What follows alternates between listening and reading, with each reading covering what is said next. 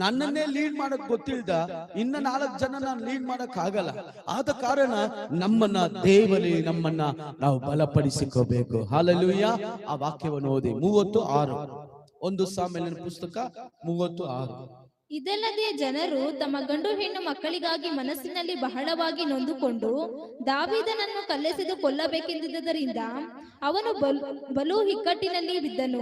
ಆದರೂ ಅವನು ತನ್ನ ದೇವರಾದ ಯೆಹೋವನಲ್ಲಿ ತನ್ನನ್ನು ಬಲಪಡಿಸಿಕೊಂಡು, ದೇವರ ವಾಕ್ಯ ಹೇಳ್ತದೆ, ಬಹು ಇಕ್ಕಟ್ಟು, 400 ಜನ ಕಾಕಾಪೋಕಿಯರು, ಅವರೆಲ್ಲರೂ ಸಾಲಗಾರರು, ದರಿದ್ರದಲ್ಲಿದ್ದವರು, ಕೊರತೆಯಲ್ಲಿದ್ದವರು. ಅವರನ್ನ ಕರೆದು ಸಾಕಿ ಬೆಳೆಸಿ ಅವರೆಲ್ಲರನ್ನ ಉತ್ತಮವಾಗಿ ಬೆಳೆಸಿಕೊಂಡು ಬಂದ ನಾಯಕ ದಾವೀದನು. ಈ ದಾವೀದನು ಯುದ್ಧಕ್ಕೆ ಹೋಗಿ ಬರೋ ಅಷ್ಟರಲ್ಲಿ ಚಿಕ್ಲಾತ್ ಎಂಬ ಒಂದು ಊರಲ್ಲಿ ಎಲ್ಲವನ್ನು ಕದ್ದುಕೊಂಡು ಹೋಗ್ಬಿಟ್ರು. ಎಲ್ಲರೂ ಏನ್ ಮಾಡ್ತಾ ಇದಾರೆ,